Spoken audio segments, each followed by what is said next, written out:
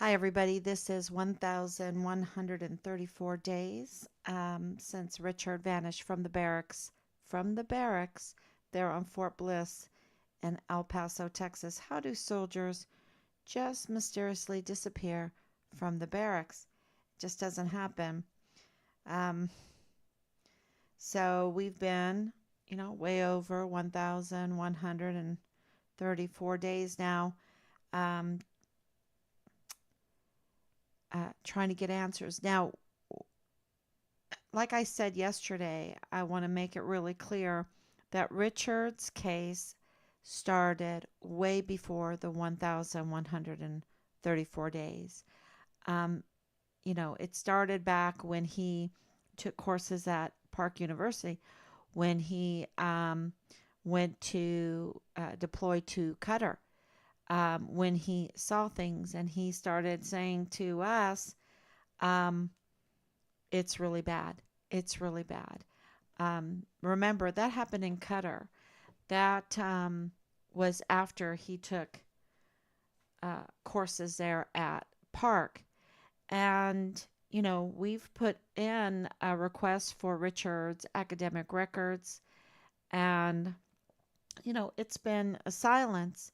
So we need to remind them um, to that we absolutely have the right to his academic records under FERPA, under the emergency part of FERPA, and that will reveal a lot to us.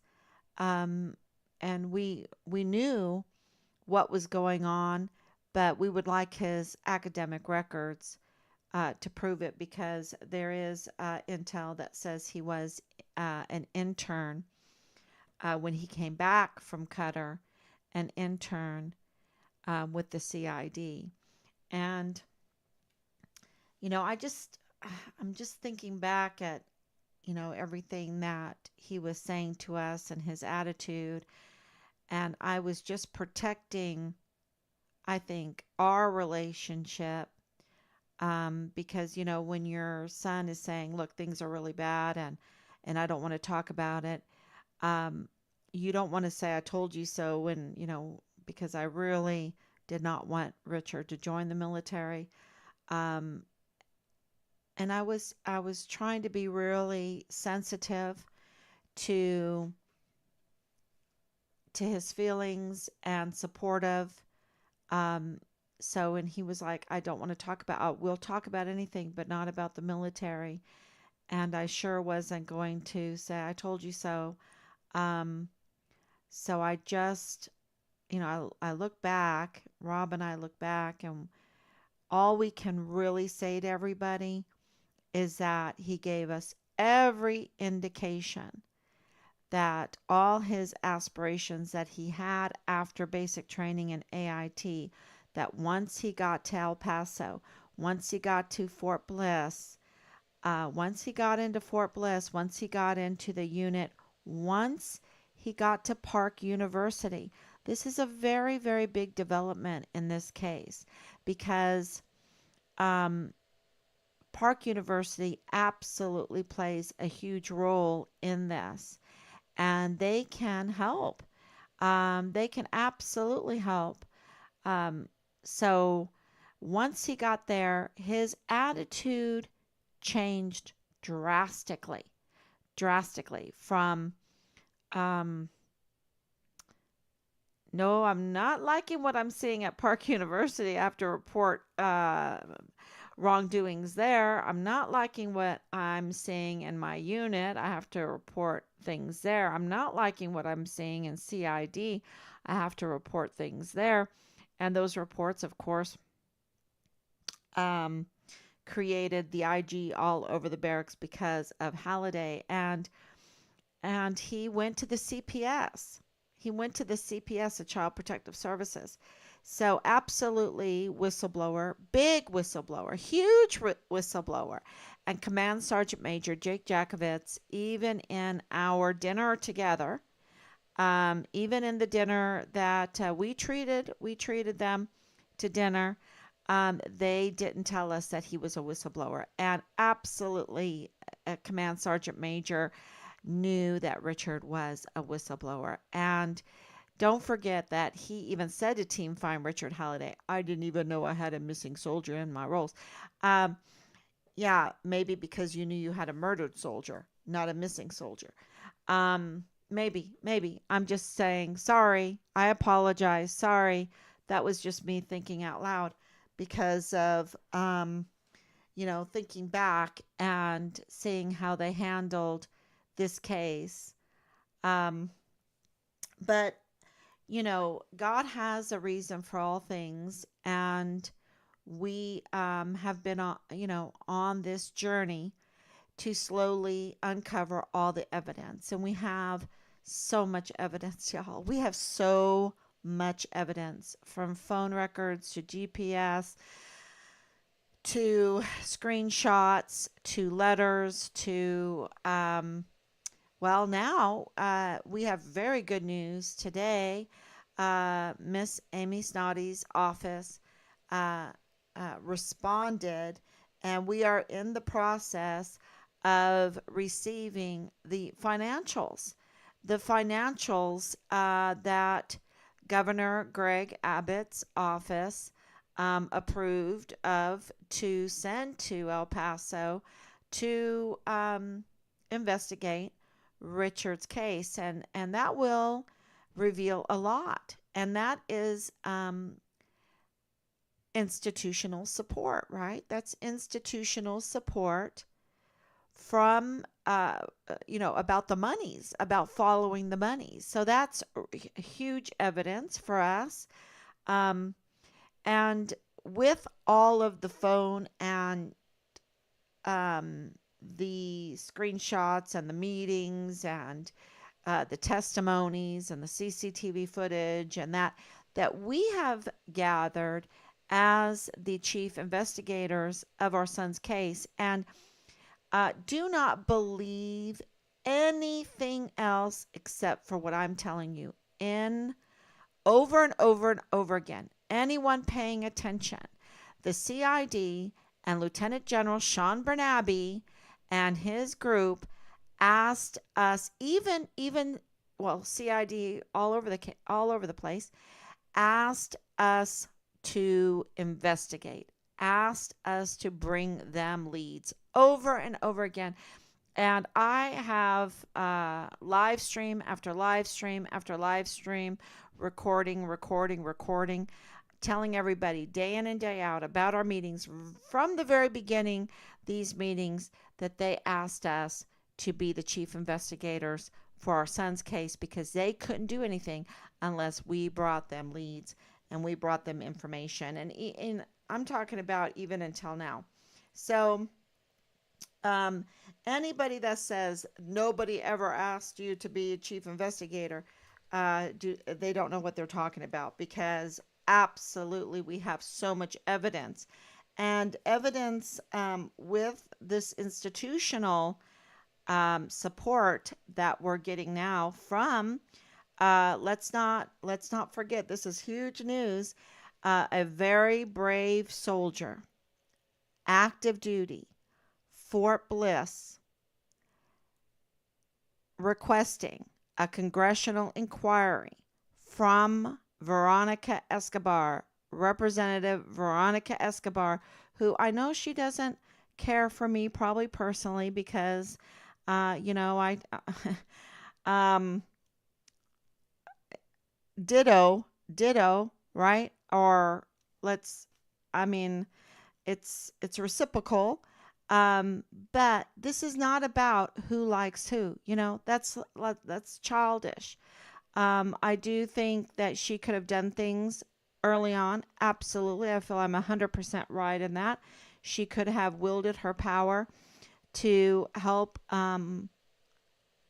us end this misery, and absolutely revealed Richard's phone, Richard's car, Richard's WhatsApp data, um, Richard's Google data, also this tactical move storage unit, also the GPS data, on the white van, the 2004 white van that is a Pontiac, Montana that has, we have the a C license plate starts with a C. It's very interesting. And she could help us um, with Judge Robert Shook's information, the probable cause affidavits for the warrants, the lack of warrant to search our home with a assault unit, assault group unit from the fugitive apprehension unit of the sheriff's office in Sarasota, Florida. She could absolutely help us to to clarify the autopsy reports that we received that claim to have identified Richard Halliday's partial and fragmented remains, and labeled him a homicide, labeled him murdered. Um, Also, she could absolutely help us find all these designations that we're getting to verify them or deny them. The died while missing, and the homicide, and the deceased, and um, so uh, these all of this information that we're getting, we should have official responses to, and she could have helped us do that much earlier. But now, with this active duty Army soldier from Fort Bliss, that has a lot of weight, more weight than if I would request or any other civilian would request for a congressional, because he has a chain of command. And the Army, the military is very different than the civilian world. He has a chain of command, and the chain of command is obligated to care for their soldiers. They are our most valuable assets, and they are our volunteer sons and daughters. And so they have a huge obligation to their soldiers. And when a active duty soldier requests a congressional inquiry, that means that their chain of command has let them down, that their chain of command is botched, that there's something very wrong in the chain of command, which means that other soldiers are at risk, that other soldiers are at risk, which also means that there is a risk to our country if the chain of command is botched. And we're talking about General McConville here, General Mealy here. We're talking about General Garrett in our case. We're talking about Lieutenant General Sean Bernabe. We're talking about Hawaii. We're talking about Hawaii, the chain of command in Hawaii. Um, in Lalani's case, So um, this is very, very serious when the chain of command does not respond to the claims of a soldier. In this case, the JAG. So the JAG, what the soldier is claiming is that we are at risk if they're not going to look for Richard, if they're not going to answer simple questions about Richard's case, if they're going to block concerns through the JAG office, which is a judicial office for the military, then there is something very, very wrong. And then if the chain of command, if his leadership is not caring, is not doing anything about this, and we know that this is with Asia Graham, right?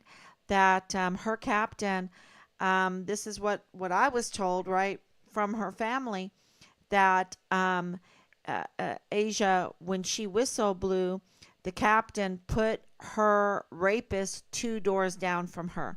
That was the retaliation and more. So we know that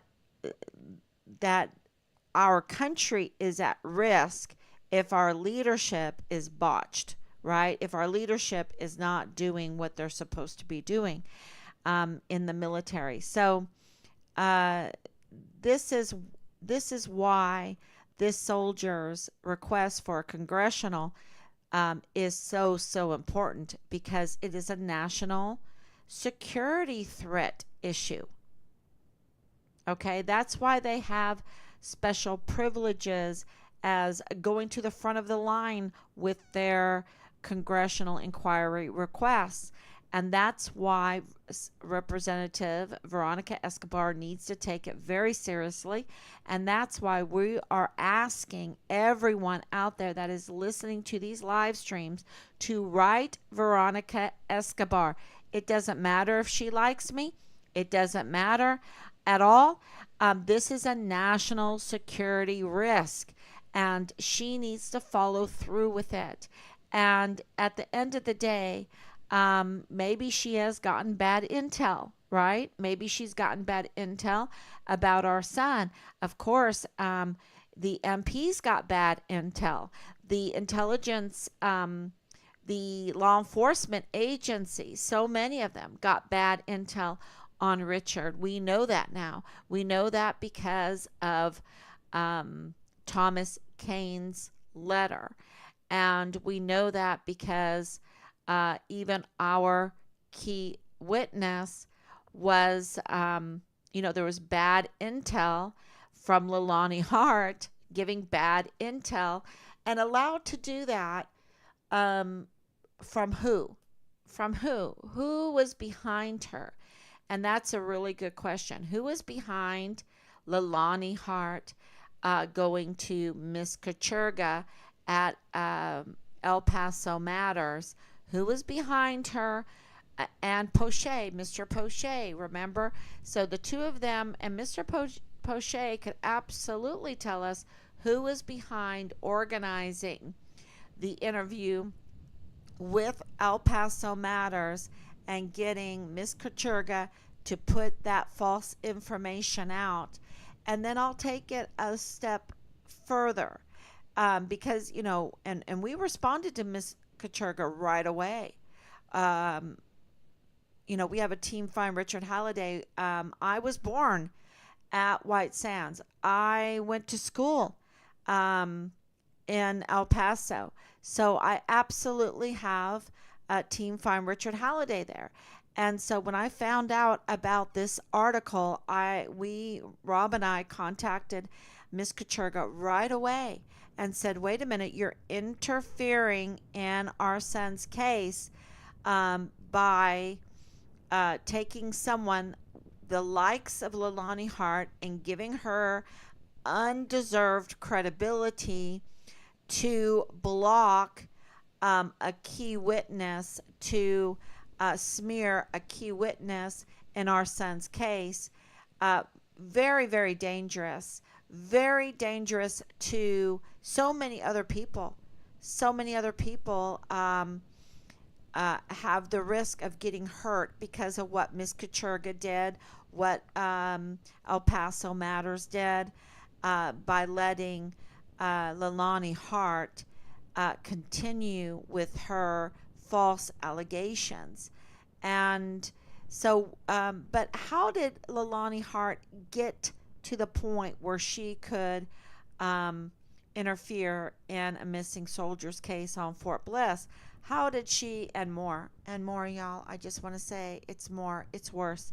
But how did she get to do that when she has, and this is another huge fault and complaint that I have with Miss Kacherga and El Paso Matters, Bob Moore. Bob Moore, you have a problem. You have a problem with Miss Kacherga. You have a real problem with your reporters there, KTEP and El Paso Matters. Bob Moore, pay attention because you can lose your tax-free status. It seems like a political attack dog now. It has grabbed onto your media. What he owns it, his company, his media company. So, but what allowed Leilani Hart? She has this huge criminal history. I mean, even her family did not warn Miss Kacherga, and they had filed cases against Lalani. Yes, James Hart filed cases against Lalani, and the children did for domestic abuse. And but it doesn't stop there. There's all of these active duty soldiers in Hawaii that were targeted by Lalani Hart and had to suffer. Uh, and I can tell you, she makes you suffer. She's dangerous. She's absolutely dangerous. And there are so many people that have said this in their statements, in their court statements, um, in their complaints, right? So many there in Hawaii. Who was the general there? Who was the JAG? Who was the. I mean, she was active duty. She was active duty when she was hurting other soldiers, okay? She was active duty while she's trying to destroy her own soldiers. All right? Meaning, the same side. It's not like she's at war and she's trying to destroy the enemy. No, she's destroying her own. She's weakening army readiness. She's on an army base and she is destroying the esprit de corps on the army base. She's destroying the army of one. She's destroying the be all you can be. She's destroying army readiness. And people have reported this, reported this, reported this. And what did the general do? Doesn't he care about army readiness? Doesn't he care about the Medal of Honor ethos and the esprit de corps? I mean, who was leading Hawaii at the time? Who was the general? And this is something I need to find out because, essentially, I mean, really, he is responsible for all the damage that she has been allowed to do and then to continue to do at Fort Bliss, right? To destroy the harmony, to destroy the esprit de corps, the army of one, to destroy the morale on the army base, and then be allowed to do that again at Fort Bliss. This is a national security threat. She needs to be arrested. She's already been arrested. She needs to be arrested for false information given to the media, used in the JAG, right? Used in the JAG, which is a federal. This is a federal crime. Okay, when you are lying to the JAG, this is a federal crime. So she's lying to the media, lying to JAG, and it all starts with a general not doing his duty at the Hawaiian base. What is it called? There in Hawaii, where she was at, that she was allowed to destroy that community, that military, that army community, while she was active duty. All right. And how does that happen? Forgive me, but I have to make this comparison because Lieutenant General Sean Bernabe, with his SJA, how did this happen?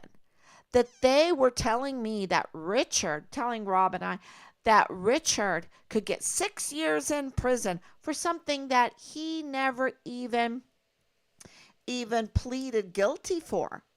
He was just accused. And I think it was a setup. Okay, I think it was part of the retaliation. That's my opinion. Because of in the parking lot, but he never pleaded guilty. And it was dismissed. And for that, they're telling me that, and my son, and my husband, that our son could get 6 years in prison for nothing? For nothing. Distinguished honor graduate. Was Leilani the distinguished honor graduate? Was she the guidon bearer? I would like to know. I would like to know what she contributed when she was active duty military. Because what I know from her is she contributed chaos, chaos and crime, chaos and crime, and absolutely the destruction of esprit de corps, morale, army of one, you name it. She was destroying lives, and she gets protection and gets to continue doing it, whereas Richard is a distinguished honor graduate from basic training in AIT, the guidon bearer, combat lifesaver, and on an accusation he is totally retaliated against with a permanent GOMAR and a field grade Article 15 with maximum punishment and then some added to it, and that which is illegal too.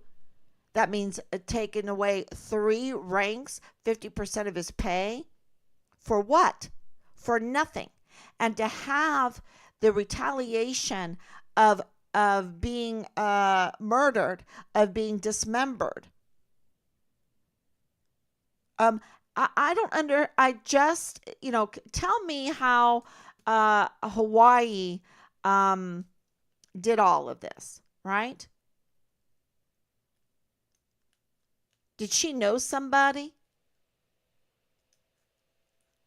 So I just think, I hope that Major General Eisenhower does not fall for this, um what do you call it, this manipulation,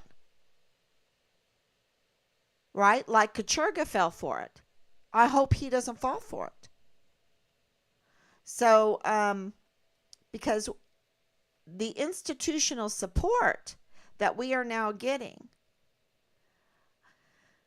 by Representative Veronica Escobar responding to the request immediately responding to the request for a congressional inquiry by Ms. Snoddy, responding to the financial open records request that we had on what the allocation of funds were to our son's case. Those kind of institutional supports will just go a huge way with the evidence that we do have now to accountability. Because remember, institutional support plus evidence equals accountability. And so that's good news here. So please join us in, because our institutions, for that institutional support, right, that needs to be driven. Just like we have been made the chief investigators of our son's case, the institutional support needs to be driven by all of us. And I think it's even a duty, to oversee really our institutions, to not trust them to do what is good and right, but to drive them to do what is good and right. And so we need to do that. And the way you can do that is to write Veronica Escobar to support this active duty Fort Bliss soldier in his request for a congressional inquiry. You can also write Senator Ted Cruz, which was copied on that request for a congressional inquiry. And you can also write Major General James Eisenhower, the commanding general of Fort Bliss, to ask him to realize what Leilani Hart is doing with the JAG there on Fort Bliss, and the risk to national security and every life there on the base, every service member and their families, and out of the community, right? And so this is really, really important if you can write them. Also, to show the active duty soldier our support. And I know people, I heard today, whistleblowers are at risk. that is the riskiest place to be right now. To be a whistleblower, to be an activist for righteousness' sake is the riskiest place to be, right? And so we need to, we, our daughter Allison, she put together this petition to show support to this active duty Fort Bliss soldier. Okay, to put it together, and I just hope that everybody signs it and that they don't stop there. Go the extra mile. It doesn't take that much time. And we're talking about a national security emergency, a true one, a true one. If you could have only heard the witness testimonies that I have heard about the damage that Leilani Hart has left in her wake there at Hawaii. And I know that the focus is on Maui and that destruction, but we don't want any destruction. We want answers to Maui, and we want answers to what Leilani Hart was doing to active duty soldiers there in Hawaii. Okay? And I really need to uh, learn the name of where she was stationed. I know I read it. So if anyone has that real quick, it can send me a message. Um, that that destruction is so threatening to our national security. It is an attack on our institution, our military institution, and it's an inside attack. And she just brings chaos and just um, a deliberate want to do harm to active duty soldiers. Okay? A deliberate, which, does that make her an enemy? Right? And she was allowed to do that even with all of the cases. And I read off the cases and I can do it again. Did I mark it off tonight before I came on? I don't think I marked it off in my notes here. But I read off the case numbers yesterday. Go review that. It's very important for you to know case after case. And that's only tip of the iceberg, right? Case after case after case. So I hope that she gets arrested. I really do. I hope she gets arrested for what she's done with the media. And now I do think that Miss Kachurga, that Bob Moore needs to say, hey, lady, why didn't you do a simple, basic background check on Leilani Hart before you went and interfered in the case of a missing soldier? Right? Why didn't you do a basic background check? Because a basic background check would absolutely have put the red flags up for the criminal conviction of Leilani Hart. That makes her non-credible. It's as simple as that. So then Ms. Kachurga then would have made her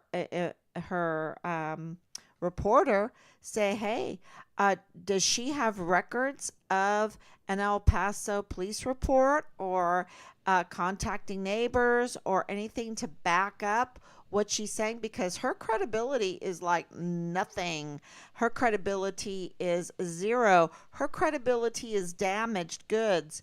And, we need to check to see what she's saying before we interfere in the case, in the investigation of a missing soldier from Fort Bliss.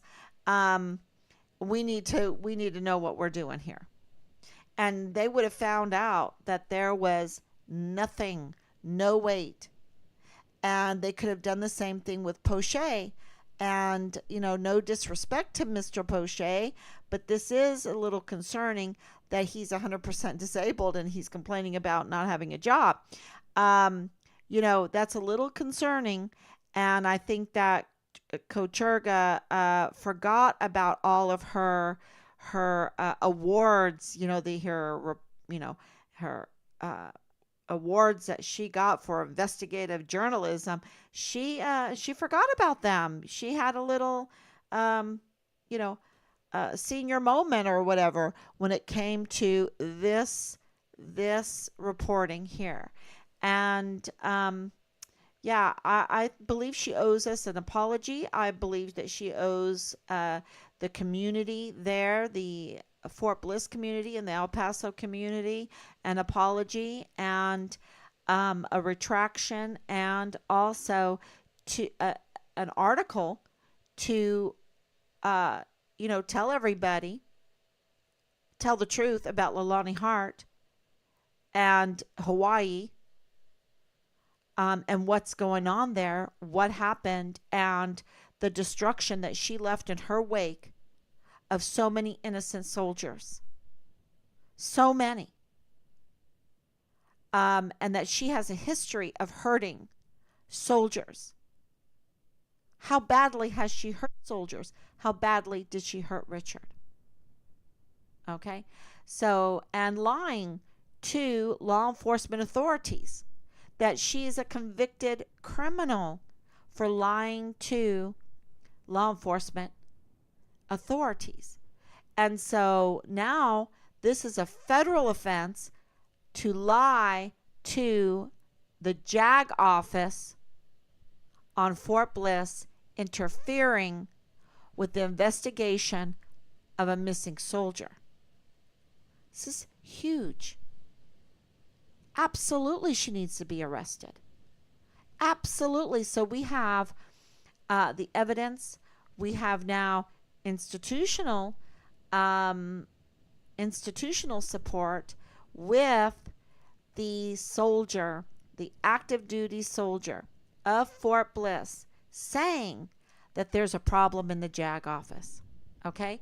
We have institutional support with the chief of security of Fort Bliss saying there's absolutely a problem within the JAG office of Fort Bliss, that Fort Bliss is operating outside of of the law by participating in Leilani Hart's uh, allowed continued chaos and reign of destruction from Hawaii into JAG, um, and no investigation, no notification, no investigation, no packet,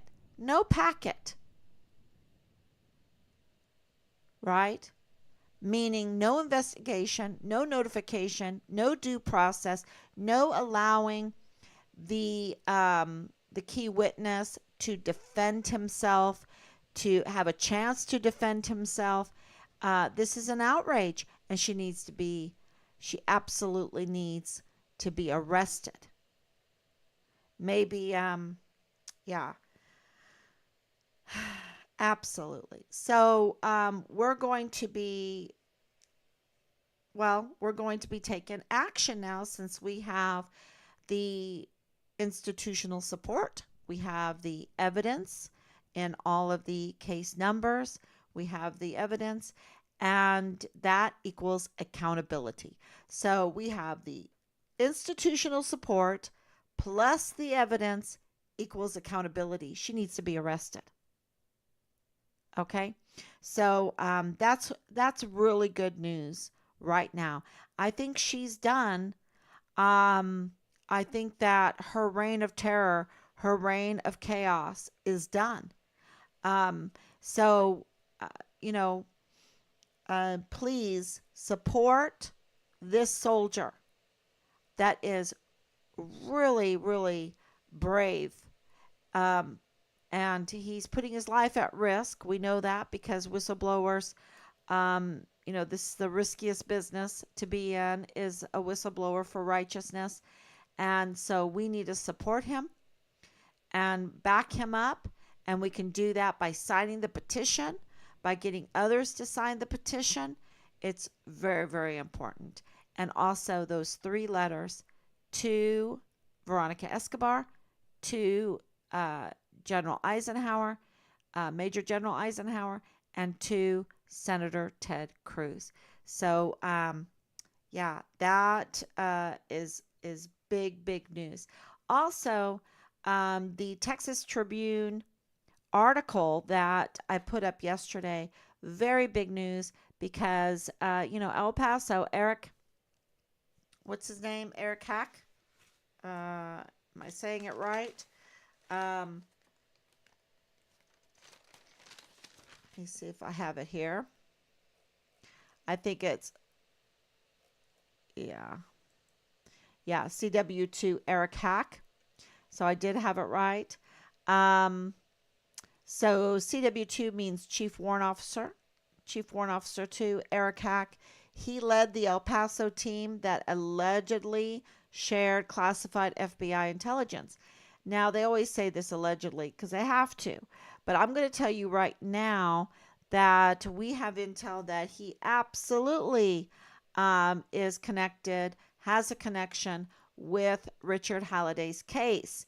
And we absolutely know because of Nadal Bayim that there was an FBI leak, right? An FBI leak of intelligence because Nadal Bayim um, proclaimed himself as FBI with the FBI to the civilian there, the employee of Dollar General in El Paso, and used that position to give orders to take down the flyers of Richard Halliday because the FBI has found Richard and they found him in Juarez and he is dead. And they were looking for him still, meaning, she was very confused with that.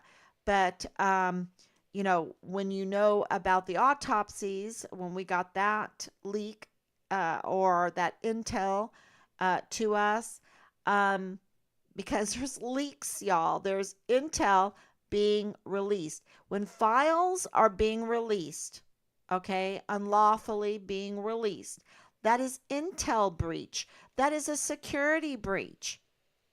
That's very clear. So this CW2 Eric Hack led the El Paso team. A team. A team. This is okay, this is an intelligence officer. See way up. Let me put this on here. See if I can share my screen that I'm reading from. I've had so much trouble. I don't think I can share my screen, y'all. Display right here. Can I do? Yeah. Oh, here it is. Okay. So here it is. Right up here. 4 intelligence officers. This is CID. This is FBI. Have faced interim administrative discipline in the debacle's wake. Chief Warrant Officer 2, so that's CW2, Eric Hack, led the El Paso team. The allegedly shared classified FBI intelligence. This is huge. Absolutely huge. And absolutely connected to our son's case because it's the intelligence team from El Paso and it's a CW2. It's military. It's Army. Um, uh, is it National Guard? National Guard. It's military. Yeah, it is. They absolutely are connected. And an investigative by Military Times and the Texas Tribune has found that Texas National Guard leaders disbanded Operation Lone Star's intelligence wing after whistleblowers reported that WhatsApp surveillance, which targeted migrant groups to track them through Mexico because they believed it violated long-standing rules against state-run spy operations. During the same period, another team from the Intelligence Directorate allegedly sent classified FBI intelligence to their Texas Guard colleagues in an apparent violation of federal secrecy laws according to the internal incident report. There is a systemic problem with these files. That's intel, y'all. The intel being leaked out. This is a security breach. And this is what this young, um, I shouldn't say young, but this soldier, this active duty soldier on Fort Bliss, what he was saying, that there's a security breach and that the JAG is blocking fraud, waste, and abuse reports. And of course, um, our son's case, he mentions totally. So it is it all is connected together, and this is why as Americans, as Americans, we have to do some due diligence. I know, we pay a lot of taxes. We have $1 trillion military. They should be able to handle it on their own. We have trillions of dollars for our institutions. They should handle it on their own. They should be benevolent. They should do their duty. They should do their sworn duty. They should even swear. Some of them aren't even swearing now. They should do their sworn duty, and they should defend the Constitution, because that's why we pay them, right? That's why we pay them, to defend the Constitution, the land, and the people. But I'm here to tell you right now, uh, they've got too big for their britches, and they forgot why they're there. They forgot. And one of my very favorite movies, and I'm going to share a couple of private things. One of my favorite movies is Seven Samurai. It's an old black and white, the original old black and white movie called The Seven Samurai. And, not the remakes, not the Magnificent Seven. No, this is the old black and white one with the Japanese, um, the faces, the the expressions on the faces. This old black and white movie is just something to see. It's a classic, and it's the feudal system of of Japan, because this is what Europe and Japan have in common. They had this feudal system, and the rise of the feudal system. And what happened is that the samurais, as the years went by, it's kind of like the story of Joseph in the Bible, with uh, the Egyptian pharaoh. He forgot about Joseph. And these samurais, as years went by, now this is not in the movie, but this is the feudal system. As the years went by, these knights that were supposed to be defending the farmers, defending the money, defending the freedom, defending the food production, defending the borders, defending um, against the crime, right? They forgot who they were. They forgot. They forgot why they were there. And that's where we're at right now. Our Congress has forgotten. Our government Washington, D.C. has forgotten why they are there. And it trickles down. It trickles down into our institutions. And so that's why this institutional support is so important, because plus the evidence equals accountability. And I've heard a lot of people watching the news and saying, where's the accountability? No one's doing anything. No one's doing anything, because they do not have the institutional support. They have the evidence, but they don't have the institutional support, and therefore no accountability. Well, I'm here to tell you that when you push and you push and you drive them and you bug them and you write the letters and you let them know that we have the evidence, and you let them know and you let them know again and you let them know a third time and you let them know a fourth time and a fifth time and a sixth time, and you bug them and you do not relent your conviction to drive them to remember that they work for us, that they have a duty that they have to do, whether they like us or not, whether they agree with us or not. They have a duty to us. And this is Veronica Escobar. And this is Senator Cruz. And this is Major General Eisenhower. They cannot forget who they are and who they work for. And, they do not want to be failures like the command in Hawaii that could have prevented this whole mess. And I believe that Richard would be still alive. Because when you have chaos being implemented and that kind of hate and that kind of bullying, like Leilani does, Leilani creates a chaos, an environment that is opposite of esprit de corps, that is opposite of the Good Samaritan, opposite of the Medal of Honor ethos, opposite of wanting to do good in the community. She wants to do harm. She has a history of it. And the only thing I can say to her is confession is the cure of souls. Confession is the cure of souls. And, we need to pray for her. But until then, we cannot let her carry on with her psychopathic course of destruction and hurt other service members. Um, hurt other service members, hurt the El Paso community, hurt Fort Bliss, which is a national security threat. That's my opinion. And it's backed up with a lot of evidence, and now we have institutional support. And that's really good news. And we need more. We need more. If people want accountability, then they need to start writing the letters. Get relentless in holding our institutions accountable for their duty.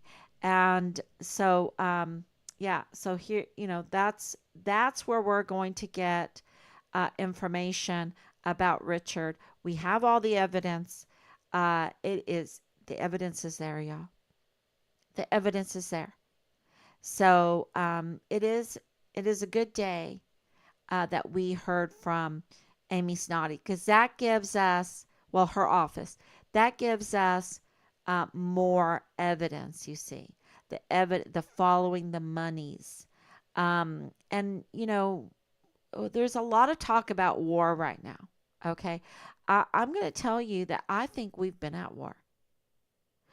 We have apps to me, because I love reading different war strategies and things like that, because of having two sons and trying to get them to love reading, trying to get them to love history.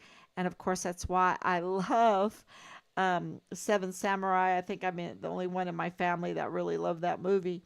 But the war strategies in that movie of Seven Samurai, I don't think that they can be remade like in Magnificent Seven. I really don't. You have to really watch it. It's just an incredible. I'm sure you can watch it on YouTube because it's so old. But it's so fantastic, and I love the Siege of Malta. Absolutely love Ernley Bradford's book, The Siege of Malta. It is a small little book. You can read it in an evening. It is magnificent. Uh, with the Janissaries, to understand the asymmetric warfare tactics, the military operations, and because of that, and I love Byzantium. I love the Balisaros, General Balisaros in Justinian's general. and his tactics, what they went through um, with the barbarians to preserve Byzantium, Constantinople, today's Istanbul. I love to read that. And I think that that helped me with this case because I could recognize the asymmetric warfare tactics they were using against us, the military operations that they were using against us. I could recognize the manipulation and even working behind our backs. Even working behind our backs, I'll never forget that with Corinne Adeline. People calling and saying, "Hey, this lady's calling us saying that you're hiding Richard," and I'm like, "What? What? No, I'm not hiding. I wish I was hiding Richard, but I'm because then I would know where he's at. But and then he would be alive. But so this kind of evil manipulation, asymmetric warfare tactics. Look, our liaison, our casualty assistance officer, our first one, was an asymmetric warfare officer. He was the commander. I believe he was the commander for the asymmetric warfare group there in that area. I think so. I don't know. I have to double check. But yeah, so that was really, really interesting. And I think my past love for this, because of trying to pique our son's interest in, um, even though Hannah loves this kind of stuff too, um, in reading and uh, maneuvers and how the world works, and to read and to love it and to know that you can learn from history. I think that that has helped me in this pursuit to find Richard, and these attacks that we have gotten over and over again, and of course, you know, um, from our institutions. So we can't just stand still and let them do this to us. And I think we're at war because I'm seeing a lot of attacks on food production, on our monies, on inflation, of course, because of energy, the attacks on energy, the attacks on food, the attacks on the farmers, the attacks on monies. And, this is an attack on our country. This means we're at war. And sadly, an attack on our active duty service members. Okay. It is an attack on our active duty service members. So, and I believe also in our healthcare, an attack on our healthcare. So we're at war, and so we need to be extra vigilant, and we need to not let them war against us without doing anything. We need to hold these institutions accountable because we have the law behind us. We have um, the Constitution still. We still have the Constitution behind us. So there's so much that we can do. And think about everything that we have exposed since the beginning of this. It's enormous, enormous. So one of the personal things that I wanted to tell everyone about is that I had a trip to the mall with my family, and we were in Dillard's, and we witnessed a huge theft. It was so a man walks into Dillard's and goes to the purses and takes they're like $700 to $1,000 each, the Coach purses, and takes them and puts them on his arm. About 20 of them. I think between 15 and 20 of them. I would say about 10 on each arm. And just started running. And anybody in his way, he moved out of his way. And everybody was screaming. It, it doesn't sound so bad, but when you live through that and you see a grown man, I would say in his 30s, I would say in his 30s, be relegated to theft. Okay? Theft. And theft is crimes against, I looked it up, crimes against moral turpitude. It is, these are crimes that, uh, you know, this person is deceptive. This person you cannot trust. This person has no credibility. Okay? Theft. Theft. When they steal identities, when they steal 20 coach purses and will run you down. I mean, we were right there, y'all. We were right there. Big guy. I would say 170 to 200 pounds, maybe more, because it was fast. It happened fast. And he would have run over anybody, including the innocent, to get away with stealing 20 coach purses. And we were all shaken up and everything. And the Dillard's worker that was right there, because, uh, you know, my first instinct was to try to throw my body in front of him so that he would trip, right? That was like my first instinct.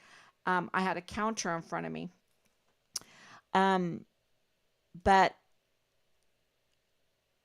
she was just this little lady, uh, shaking, absolutely shaking. She said, it's happening all the time now, all the time. And they just get away with it. They just run out. And, I think, I need to make some letters to Dillard's, to them all, complaining. We cannot let this deception, because see, this theft is deception. And when we have deception after deception, when we're allowing this kind of crimes of turpitude, I need to say that 5 times to get it right. Um, these kinds of deception, then we have Leilani Hart's, right? Because the crimes she commits are deception, deceivers. Who's the devil? The deceiver. He deceives. These are, it is so, so serious, y'all. These are serious crimes. And, you might think, oh, it's just Coach bags or whatever. But then they go and sell it on like eBay or whatever. And it's so deceptive, and it ruins these other businesses that do the work, right? He didn't do any work. He didn't get the leather. He didn't do the designing. He didn't make the thread. He didn't make the weave the material for the lining inside. He didn't do the trucking jobs. He didn't do the waitress that was giving the food to the workers that were doing the leather, that were putting the purse together. He didn't do anything. He didn't contribute. And yet he's making this money. It's such a deception.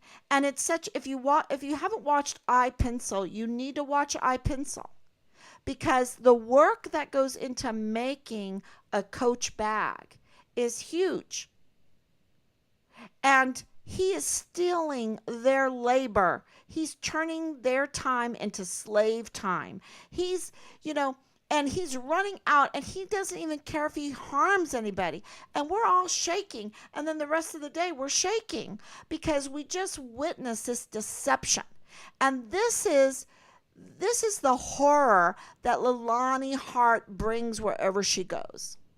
This is the horror that was in Hawaii when she was active duty, and the general there in Hawaii was letting her get away with this deception, this destruction, this shaking. No wonder El Paso, all the soldiers that we were meeting were shaking. Even the command sergeant major was shaking. We called him Shaky Jake in the back. Shaky Jake. Why is he shaking?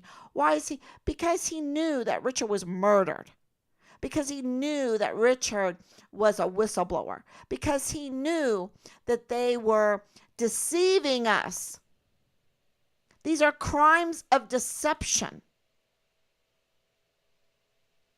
And I hope that makes sense. And, I'm still a little thinking about how we can report that we're not tolerating a grown man coming in and willing to not just steal the purses, but steal the livelihood from hundreds of people. Hundreds of people. The farmers, the tanners, the sewers, the distributors, the designers, all the people, the weavers, all the people that it takes to put a purse like that together. And he just stole it from them. And I believe my son, my husband and I believe this, my son was also stolen from us unlawfully. Okay, I hope, yeah, I'm sorry that I'm burning the midnight oil. I'm very late, but I think that this is really important to get out. And I thank you so much. Thank you, Anicia, for coming on and saying prayers. And, I'll be back tomorrow, God willing. And thank you so much for writing those letters and signing the petition and getting that out to other people. All right, everyone. Good night. Bye bye.